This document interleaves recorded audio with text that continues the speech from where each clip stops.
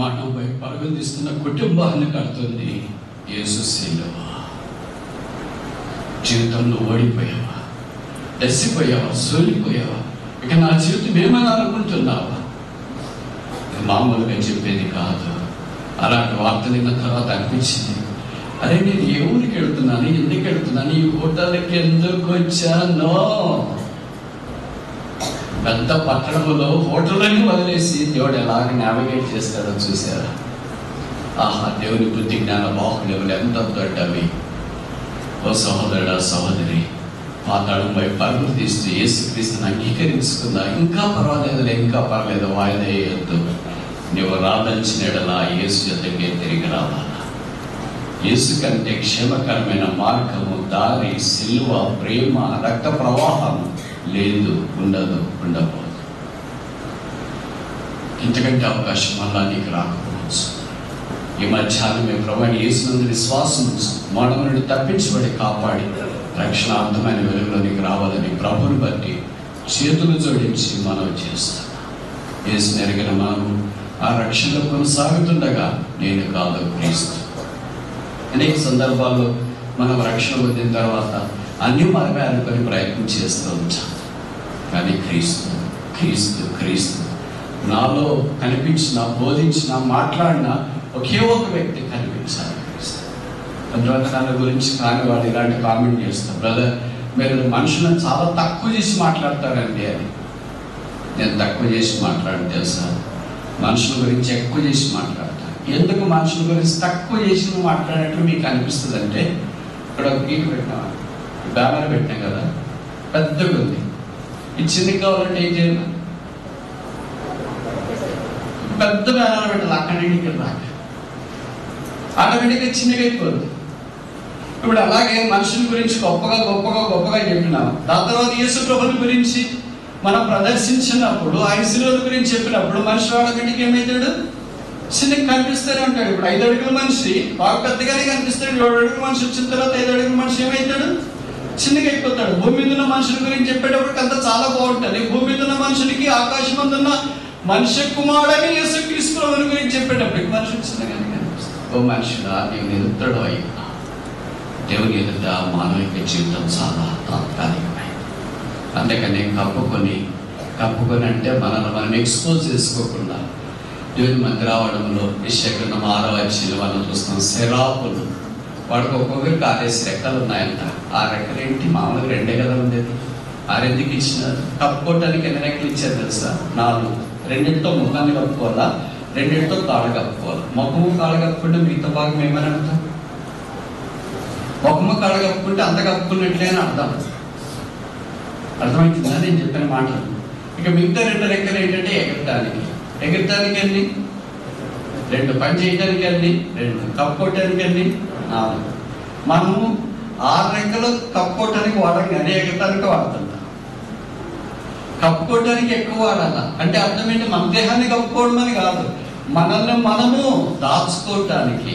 Not I but Christ.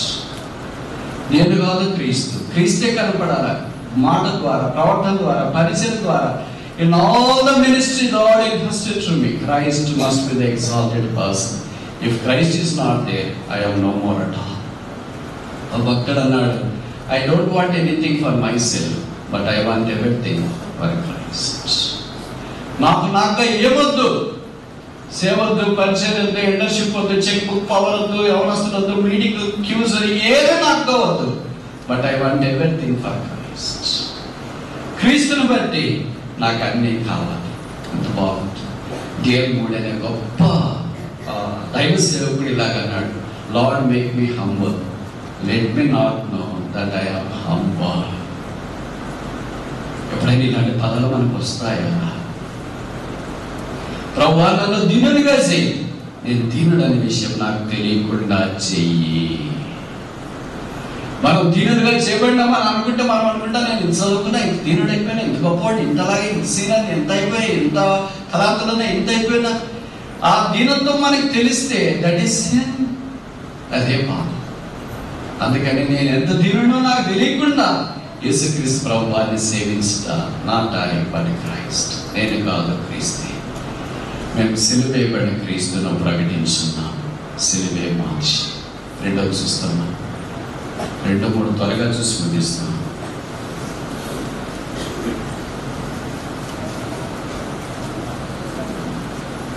5వ అధ్యాయం గెలషియన్స్ chapter 5. గలతీ 5.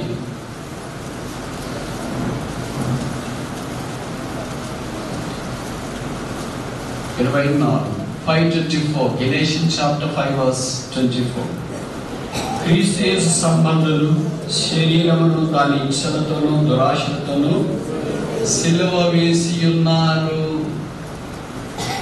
They have crucified their flesh.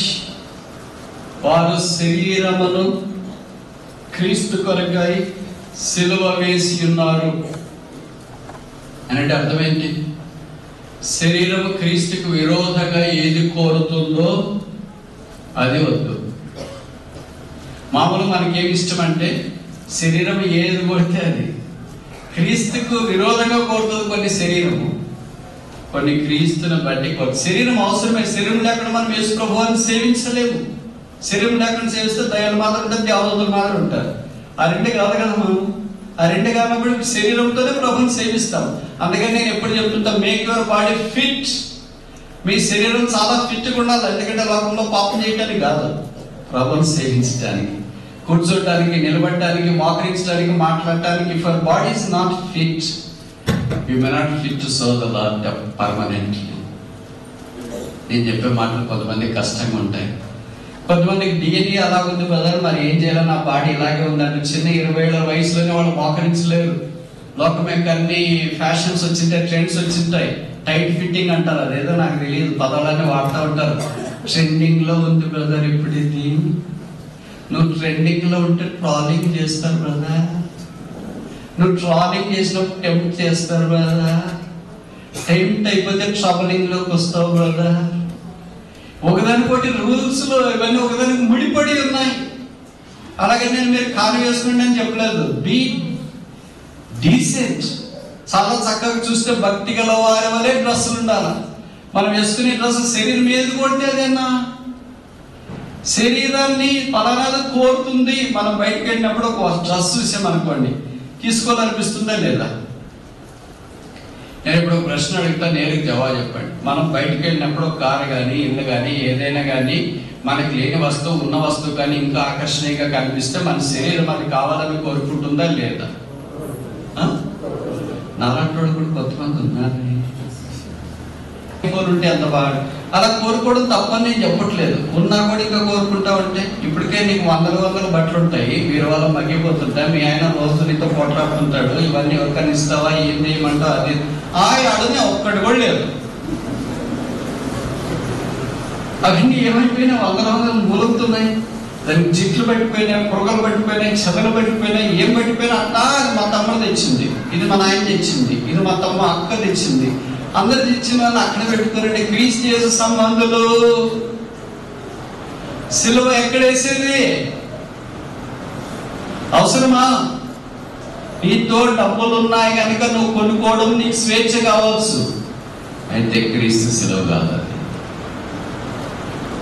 ఇప్పుడు నీకు 10 జతలు బట్టలు ఉన్నాయి అనుకోండి, ఎవడన్నా తెచ్చు 10,000 ఇచ్చిన బ్రదర్ డ్రెస్ కొనుక్కోండి అని ఏం చేస్తాను మీరు? అబ్బా ప్రభా ఎత్తుకోపోయినా మరి ఇచ్చినాడు, సిగ్గు.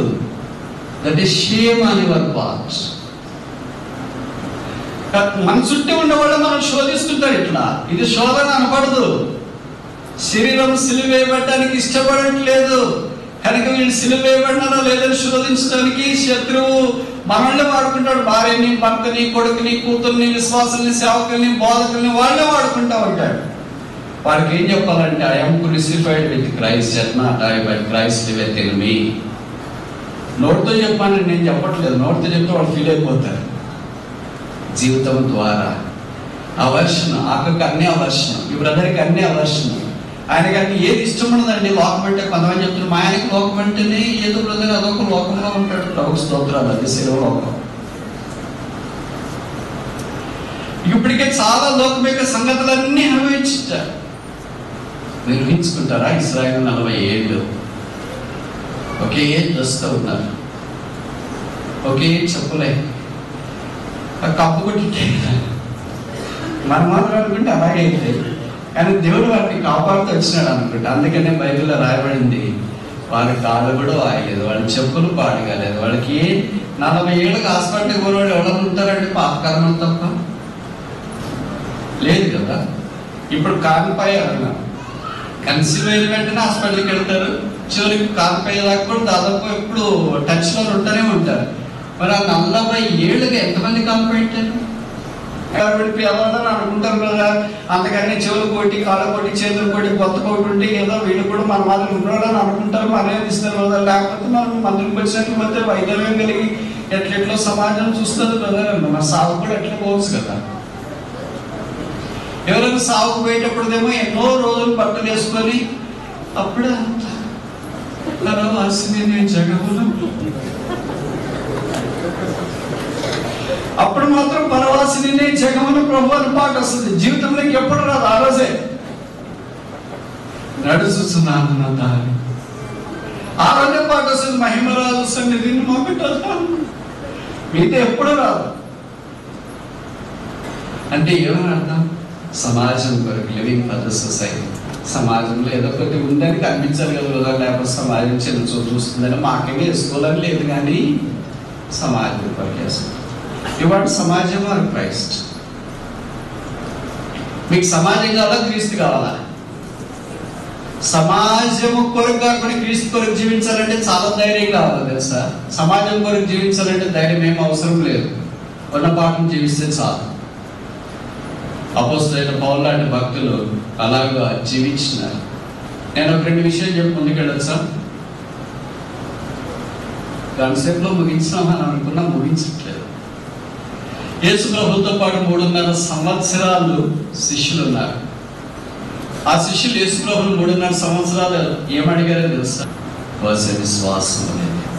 ఇది నా ప్రభుత్వ దగ్గరికి వచ్చినప్పుడు మనం ఎంత పడిపోయాం. So many times we talk more about the prayer and do less. ప్రార్థన గురించి స్టేట్మెంట్లు ఉన్నాయి, మీకు తెలుసు కదా. 3 స్టేట్మెంట్లు ఉన్నాయి. ఆ స్టేట్మెంట్ చెప్తా, తర్వాత నేను ముందుకు. మొదటి స్టేట్మెంట్ ఏంటంటే మోర్ ప్రేయర్ మోర్ పవర్, ఎక్కువ ప్రార్థన ఎక్కువ శక్తి. రెండో స్టేట్మెంట్ ఏంటంటే లెస్ ప్రేయర్ లెస్ పవర్, తక్కువ ప్రార్థన తక్కువ శక్తి. మూడో స్టేట్మెంట్ ఏంటంటే నో ప్రేయర్ నో పవర్, ప్రార్థన లేదు శక్తి లేదు. ఈ మూడింటిలో మనం దేంట్లోకి వస్తాం? ఒకటోదే, రెండోదే, మూడోదే. మన అసలు దీంట్లో లేదు కదా. 4వది మంది. అప్పుడప్పుడు ప్రార్థన, అప్పుడప్పుడు శక్తి. అనేక సార్లు వచ్చి మనం ఇలాగనే కాడించేది. ప్రభు మనకెంత తేలిక ఇచ్చినట్టు, మీరు ప్రార్థన చేయండి, విశ్వాసాన్ని పొందించుకోండి. ఇదే మనం చేయలేకపోతున్నాం. అందుకే వాళ్ళ దగ్గరికి ఎలా వస్తాం? ఆయన విశ్వాసానికి కర్త, ఆయన ప్రార్థనలో ప్రధాన యాజకుడు. ఆయన ప్రార్థన చేస్తున్న కాడించేది. ఇది మనం లైవ్ కాకుండా భక్సి గారికి ఇష్టమైన వర్స్ అలాగే 3:6 యెహోవానైనా నేను మార్పు లేని వాడని కానీ యాకోబు సంతతైన మీరు లైవ్. దేవుడు మనల్ని అలా జ్ఞాపకం చేసుకుంటూ వచ్చిన ఆయన ప్రార్థన పుణ్యమును బట్టి ఈ దినాన్ని మనం భూమి మీద జీవప్రాప్తులుగా చేయబడ్డా. ఈ పాల్వంచ ప్రాంతంలో ప్రభువుల దగ్గరికి వచ్చి తెరాకాలో ప్రార్థన చేసి ఆరాధన చేసి ప్రభువులలో పాల్గొంటూ ఏదో కానికి సమర్పించుకొని తిరిగి వెళ్ళిపోతూ అంటే ఇంట్లో ఉద్యోగాల్లో సంసార బాధ్యతలు, కుటుంబ బాధ్యతలన్నీ నిర్వర్తించుకుంటే ఇదే జీవితమైన అనుకుంటా ఉంటే కాలచక్రం గర్రన తిరిగిపోతే దినాన మనం కూడా తిరగాల్సి వస్తే, ఈ లోకాన్ని విడిచిపెట్టి వెళ్ళాల్సి వస్తే, దేవుడి దగ్గరికి వెళ్ళితే మనం ఆయన ఎదుటి ఎలాగ నిలబడిపోతున్నాం. అందరూ ఉద్యోగస్తులు ఇక్కడ చేసేవాళ్ళు, ఇక్కడంటే మీరు కాదు. అంతా ఈ పవర్ హౌస్ లో పనిచేసేవాళ్ళు అందరూ ఉద్యోగస్తులు. వాళ్ళకి మనకి ఎంత తేడా చెప్పండి? మీరు చెప్తారా నేను చెప్పాలా? చెప్పండి బ్రదర్, ఇంకేం చేస్తాం చెప్పండి అంటారు. ఏం తేడా లేదు. వాళ్ళ గుడికి పోతారు, మనము గుడికి పోతాం. మనం ఆదివారం పోవచ్చు, వాళ్ళు శనివారం పోవచ్చు, లేక శుక్రవారం పోవచ్చు. తేడా దినాలు తేడా అంతే. Same to same all. సోమవారం నుండి వాళ్ళు డ్యూటీకి పోతారు, మనం డ్యూటీకి పోతాం. తర్వాత గుళ్ళకి పోయే దినాలు వస్తే వాళ్ళు పోతారు, మనం పోతాం అంట. What is the difference of the Christian with non Christian? క్రైస్తవుడు ఏంటంటే సిలువేయబడి యేసుక్రీస్తు ప్రభువును లోకానికి తెలియజేస్తాడు. క్రైస్తవుడు దేవుని కొరకు జీవించే ఒక బలమైన సాక్షి. ఆ విషయంలో ఎన్నిసార్లు మనం ఓడిపోయాం, పడిపోయాం, జారిపోయాం. భారతదేశాన్ని ప్రభావితం చేసిన వ్యక్తులు ముగ్గురు పంజాబ్ రాష్ట్రం నుండి వచ్చినారు. ఒక ఆయన పేరు, మొదటి ఆయన పేరు కర్తార్ సింగ్, రెండవ ఆయన పేరు సాధు సుందర్ సింగ్, మూడవ ఆయన పేరు నాకంటే మీకు బాగా తెలుసు భగత్ సింగ్. వీరందరి జీవితాల ప్రపంచాన్ని, భారతదేశాన్ని ముఖ్యంగా క్రీస్తు వైపు ఎంతో ప్రభావితం చేస్తుంది. దాంట్లో సాధు సుందర్ సింగ్ గారి గురించి ఒక్క విషయం చెప్పి నేను ముగించడానికి ప్రయత్నం చేస్తాను. 16 సంవత్సరాల ప్రాయమప్పుడు యేసును అంగీకరించడానికి అవకాశం ఆయనకు కలిగింది. ఆత్మహత్య చేసుకోవటానికి వెళుతున్నప్పుడు యేసు ప్రభు వారు ఆయనకి ప్రత్యక్షమై ఆత్మహత్య చేసుకుంటున్న ఆయన ఆపాడు. విస్తారమైన ధనవంతుల వారు, పంజాబ్ దేశము రాష్ట్రము చాలా ప్రసిద్ధి కలిగింది. ఎందుకంటే వ్యవసాయం, గోధుమ పంట, బౌల్ ఆఫ్ ద బీచ్ అంటారు, రైస్ బౌల్ అంటారు కదా గోదావరిని. అలాగే పంజాబ్లో ఏమంటారంటే వీట్ బౌల్ అంటారు, గోధుమ పాత్ర లాంటిది. 5 నదులు అక్కడ కలుస్తాయి. ఆ గోధుమ విస్తారంగా పండిస్తారు. సాధు సుందర్ సింగ్ గారి యొక్క నాన్న ఆస్తి ఏంటంటే పొలంలో ఒక గట్టు దగ్గర నిలబడి ఇంకొక గట్టు చూడాలంటే కనిపించేది కాదండి. మన మాదిరి ఏంటంటే 5 ఎకరాలు ఉందండి, 10 ఎకరాలు ఉందండి. మేము మా అన్నకి కొద్దిగా, మా తమ్ముడికి కొద్దిగా తిరిగిపోతే మాకు వచ్చింది. అట్ట కాదు వాళ్ళ టైప్. 100 ఎకరాలు పొలి మేరే కనిపిస్తుందంటే అవతల మేర కనిపిస్తుంది. యేసు నమ్ముకున్నానని వచ్చిన తర్వాత ఇంట్లోకి వాళ్ళ నాన్న అన్నాడంటే, యేసురావు నమ్ముకున్నావని నువ్వు చెప్పావు, నేను ఇంటిపోయేది గొప్ప సంగతి కాదు నాన్న. నాకు కొరకు అప్పుడే ఒక వ్యక్తి బయలుదేరి భూమి మీదకి వచ్చినాడు. ఆయనతో కలిసి జీవించడానికి నేను వెళ్తున్నా. ఆయన యేసు. వెళ్తున్నానన్నా. అలాగే కచ్చడాలు చుట్టుకొని బయటికి వచ్చి క్రీస్తు కొరకు త్యాగం చేసిన సింహం. అంతటా ఆయన చేతులు ఆగిపోలేదు. సరే, సమయం అయిపోయింది కనుక కట్ చేయడానికి వస్తే ఆయన సువార్త ప్రకటిస్తూ వెళుతుంటే ఒక మిషనరీ అని కనిపించినాడు. ఆ దినాల్లో మిషనరీలు ఉండేవాళ్ళు. ఆయన చూసి, ఏంటి మీరు ఇలాగున్నారంటే, యేసు నమ్ముకున్నాను, మా ఇంట్లో నిరాకరించినారు, అందుకు ఇలాగ వచ్చిందంటే ఆయన అప్పుడు తన ఇంటికి తీసుకెళ్ళి వస్త్రాలు ధరింపు చేసి భోజనం పెట్టి, మీరు ఇక్కడే ఉండి సేవ చేసుకుని సాయంకాలం ఇక్కడికి రండి, మా ఇంట్లోనే ఉండండి అంటే ఆయన చెప్పాడు, నేను ఇక్కడ ఉండలేదు, ప్రభు నన్ను పిలిచాడు, నేను వెళ్ళిపోతాను. సరే, మీరు వెళ్ళాలనుకుంటే వెళ్ళండి, ఎప్పుడైనా రావాలనిపిస్తే ఇక్కడికి రండి. ఆయన పేరు ఎక్సౌట్ సుందర్ సింగ్. కానీ ఆయన భారతీయ సాంప్రదాయంలో ఇతరులకు సేవ చేయాలనుకున్నాడు కనుక భారతీయులకు భక్తి ఉందంటే ఏంటంటే కాషాయ వస్త్రాలు ధరించడం, చెప్పులు కాళ్ళకు లేకుండా తిరగడం, ఈ గడ్డం వల్లించుకోవడం, ఇలాంటివన్నీ ఉండేవి కనుక ఆయన అలాగే వద్దు, కాషాయ వస్త్రం ధరించుకొని కాళ్ళకు చెప్పులు లేకుండా గడ్డం చుట్టాన్ని పెంచుకొని యేసు ప్రభువుని ప్రకటిస్తూ దినాన్ని వచ్చిన గ్రామానికి వెళ్ళాడండి. గ్రామానికి వెళ్ళి సాయంకాలం సువార్త గుడికి వెళితే కొంతమంది వచ్చి వాక్యం విన్నారు. చాలామంది రక్షణ పొందకుండా అలాగే హృదయాన్ని కఠినం చేసుకుని వెళ్ళారు. ఎవరో ఆహ్వానించిన వాళ్ళు ఉంటారు కదా, వాళ్ళు ఆయనకు చిన్న గది ఇచ్చి ఒక పాట లాంటిది, రాత్రి మీరు ఇక్కడ పడుకోండి కదా, బయటికి మేము చెప్పేదాకా రావద్దండి అన్నారు. ఇదేంటి కొత్తకుంది, ఎవరైనా స్వేచ్ఛ ఉంటుంది కానీ బయటికి ఎప్పుడైనా వెళ్ళాల్సి వస్తే అవును కదా, బయటికి మేము చెప్పేదాకా ఉదయం వచ్చి మేము తల తీస్తాం, అప్పుడు మీరు బయటికి రండి. ఏంటంటే ఇది కొండల ప్రాంతం కదా, సింహాలు తిరుగుతుంటాయి, మీరు బయటికి రావద్దు అని చెప్పాము. సూర్యోదయం అయిన తర్వాత మీరు బయటికి రండి అంటే వాళ్ళతో సైలెంట్ విడిపోయి వాళ్ళు వెళ్ళి తలపేసుకున్నారు. మీకు తెలుసు కదా, సింహాలు రాత్రి నిద్రపోవు,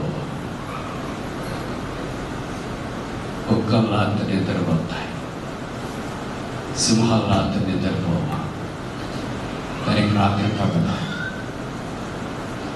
దాదాపు 12 గంటల ఆ ప్రాంతం అయిపోయిన తర్వాత ఆయన తల తీసుకొని బయటికి వచ్చినారు. ఊరంతా నిర్మానుష్యం, నిద్రలోకి జారిపోయింది. ప్రభా, ఈ ఊరు నీ కొరకు సంపాదించాను, దిశల వర్తమానం నేను మీరు తెలియచేయను, కానీ మీరు కఠిన హృదయం. అందుకే ఆ ఊరికి అలా దూరం కొన్ని ఉంటే రాత్రి అక్కడికి వెళ్ళి మోకరించి ప్రార్థన చేయడం ఆరంభించిన. దాదాపు 3 గంటల మధ్యరాత్రిలో ఏదో అలికిడయింది. ఏంటి అలికిడి? కళ్ళు తెరిచి చూస్తే ఒక సింహం ఆయన దగ్గరికి వస్తుంటే మెల్లిమెల్లిగా. ఏం చేస్తాం మనం? అయితే అర్థానికి పోతే కదా మనకు అవ్వచ్చు. ఆయన ఏం చేసేది తెలుసా? ఇట్లా మన ఇంట్లో పెట్టాల్సి ఉంటుంది. మన కుక్క పిల్లలు వస్తే మన చేతులు చాపుతాం కదా, అలాగే 2 చేతులు చాపినాడు. అవి జంతువు మనల్ని అంటే ఇష్టపడుతుందంటే 2 యాక్షన్లు చేస్తుంది. మొదట తోక కదిలిస్తుంది, అఫెక్షన్, అభిమానం మన మధ్య. రెండో తలొస్తుంది, సబ్మిషన్, ఇదేంటి చూపిస్తుంది. మన ఇంట్లో కుక్కలు కూడా పిల్లికి కూడా ఉంది. మీరు గమనించుకోండి. అలాగే ఆ సింహం ఒకసారి తోక కదిలించి తల కిందకి వచ్చిందండి. ఆయన దగ్గరకు వచ్చిన తర్వాత ఆయన ఇలాగ అరిచే పెడితే ఆయన అరిచే మీద దాని నోరు మూతంతా పెట్టి బాగా నాకేసిందంట. తర్వాత ఆయన చుట్టూ తిరిగేసి ఆయన పక్కన పడుకుంది. ఎందుకో తెలుసా? మీకు కావాలి లేదు,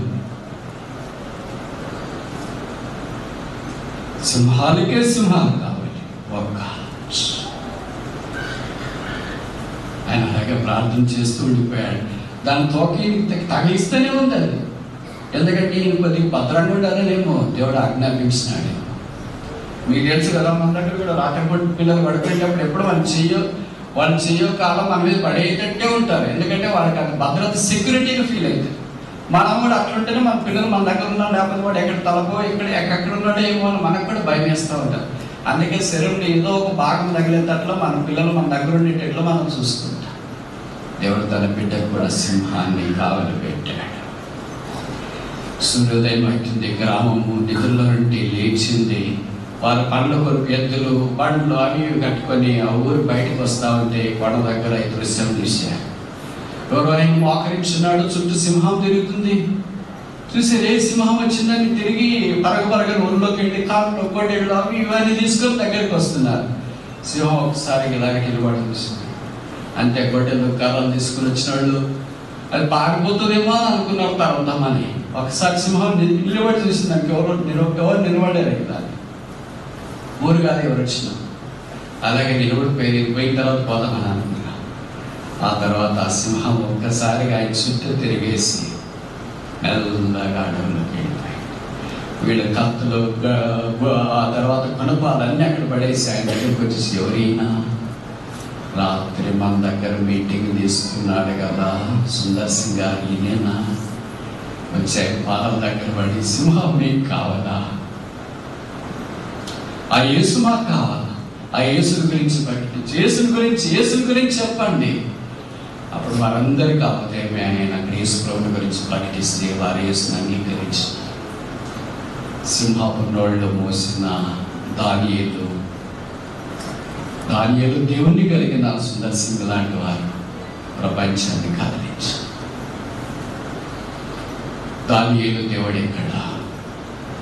భగత్ సింగ్ గారి దేవుడు ఎక్కడ? పౌరు దేవుడు ఎక్కడ? సుందర్ సింగ్ గారి దేవుడు ఎక్కడ? బెరాకా దేవుడు ఎక్కడ? ఏమైంది?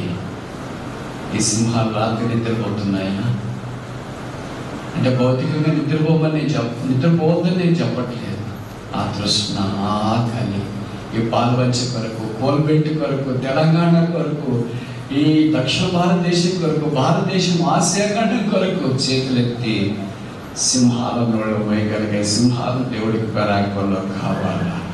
ఉన్నాయా? రాత్రి పూట మరిగే కుక్కలు ఉన్నాయా? ఖాళీకి వెళ్ళిపోవద్దు, ఎలాగొచ్చినా అలాగే వెళ్ళిపోవద్దు. మోషే తర్వాత యెహోషువ దేవుడికి కావాలా? ఏలియా తర్వాత ఎలీషా దేవుడికి కావాలా? ఎజ్రా తర్వాత నెహెమ్యాలో దేవుడికి కావాలా? దానియేలు తర్వాత షద్రక్ మేషక్ అబేద్నెగోల దేవుడికి కావాలా? యేసు తర్వాత పేతురు లాంటి వాడు కావాలి. పౌలు తర్వాత తిమోతిలు కావాలి. భగత్ సింగ్ లాంటి వారి తర్వాత దేవుడి బెరాకాలు కావాలి. ప్రభా, నేనున్నా, నన్ను వాడుకో.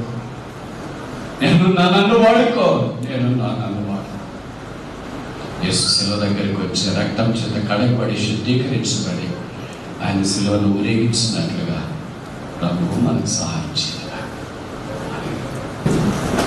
ప్రభు బలంచడం కొరకు సహోదరులు పనిచేసి ప్రభు బలంగా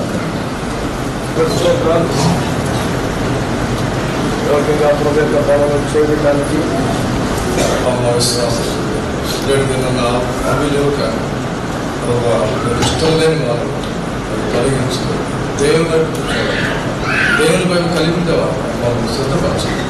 యేసు ప్రభు నామమున ప్రార్థించడం కృతజ్ఞత ఆశీర్వాదం చెల్లించి దాని గురించి కృష్ణగా రొట్టెలో పాల్గొనడానికి సిద్ధంగా ఉన్నారు. అలాంటి వారి ప్రార్థనగా ఉండండి. మేము మీకు మరి చేతులు చూపించినప్పుడు మాత్రమే చూపించండి. ప్రార్థన.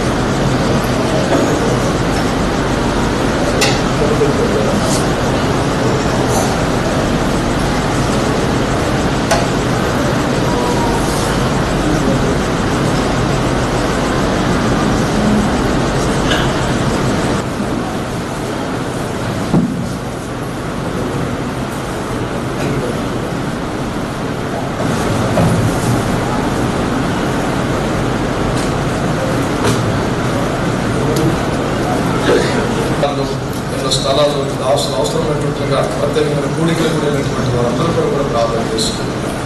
మా ప్రభావ మరి ఈ సమయంలో తండ్రి మరి కళాకారులు ఆ తర్వాత రేంజ్ ఉన్నారు.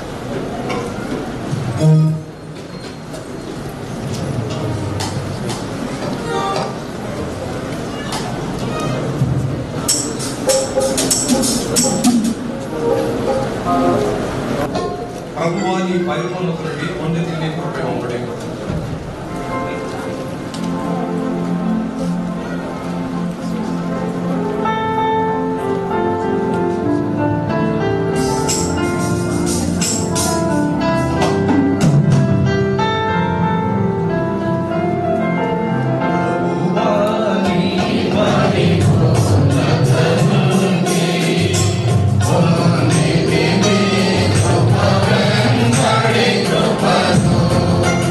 Abu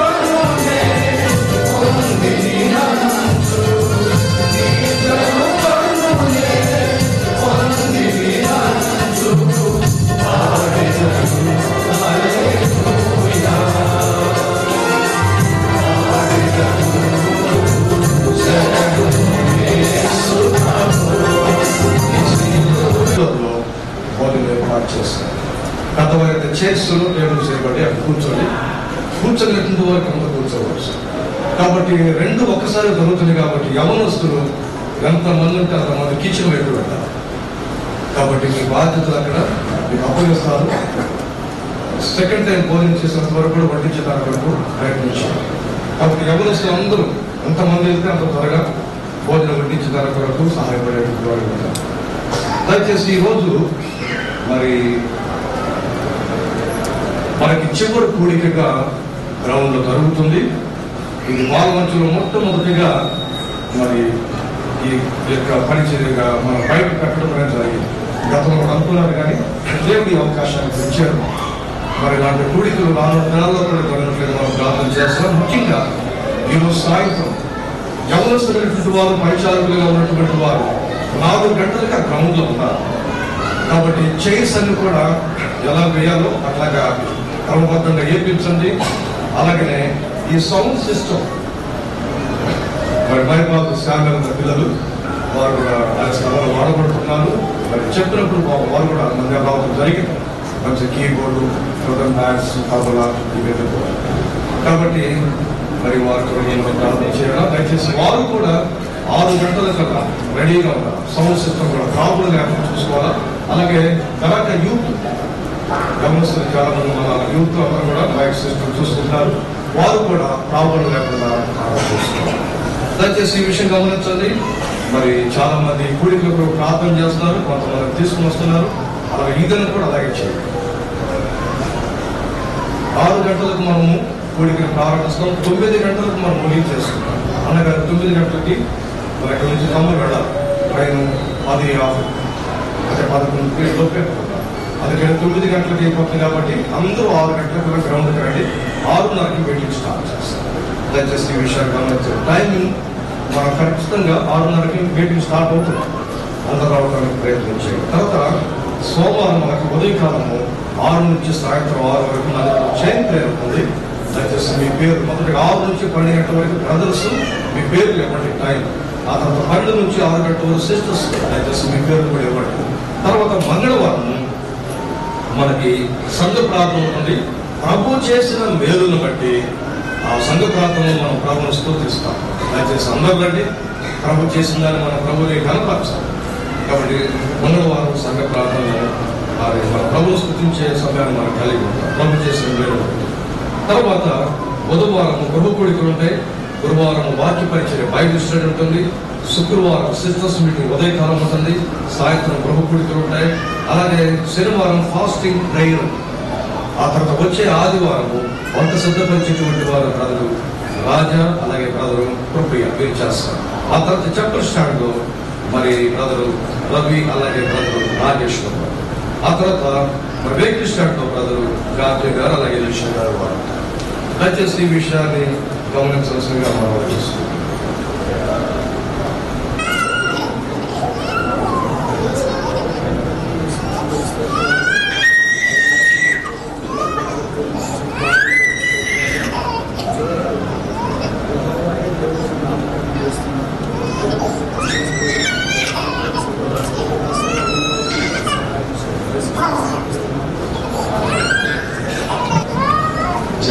యెహోవాయే దేవుడు.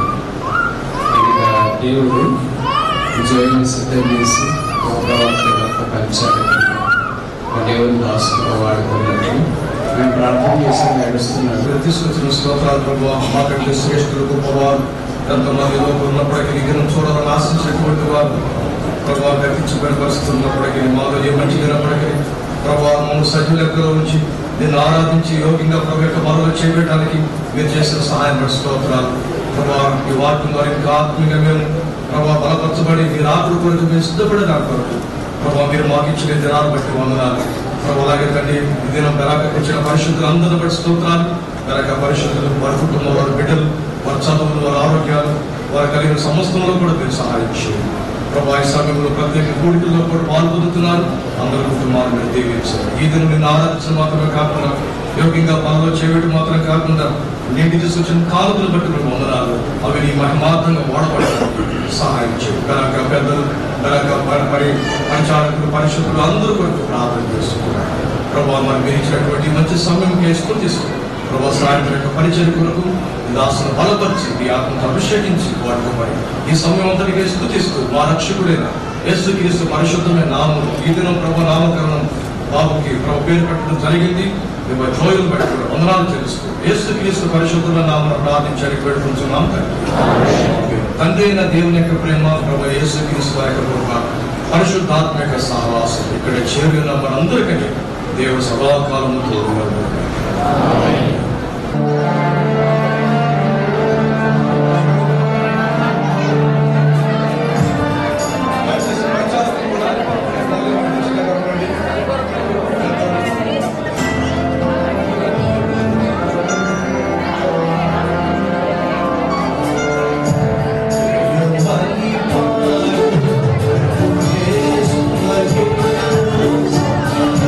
Thank you.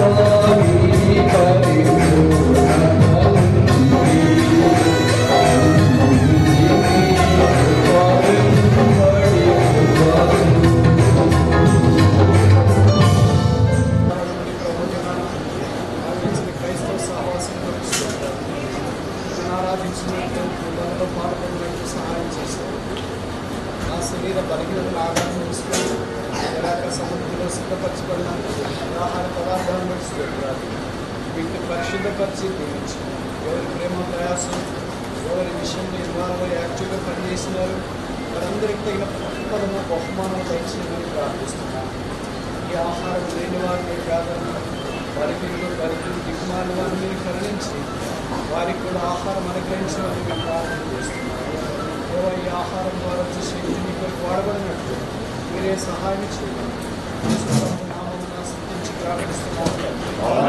స్తుతించు నా ప్రాణమా మహిమా హల్లెలూయా. స్తుతించు నా ప్రాణమా. యథాలో సముద్రం ముంఘోషించి పర్వతము కంపించినన్